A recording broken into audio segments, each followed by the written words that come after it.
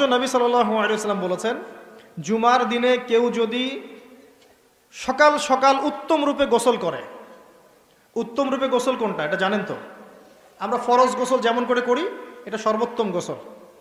উত্তম রূপে গোসল করেছে, সবচেয়ে সেরা জামাটা পরেছে, আতর খুশবু ব্যবহার করেন, ব্যবহার করে আপনি খুতবা শুরু হওয়ার আগেই, বয়ান এটা শুরু হওয়ার আগেই আপনি পায়ে হেঁটে মসজিদে আসেন, ইমাম সাহেবের কাছাকাছি বসেন এবং মনোযোগের সাথে তার খুতবা শোনেন, কাউকে কষ্ট না দেন, এমনকি কারোর সাথে এতটুকু না বলেন যে চুপ করো, কেউ পাশে কথা বলছে আপনি এতটুকু বলবেন না চুপ করো।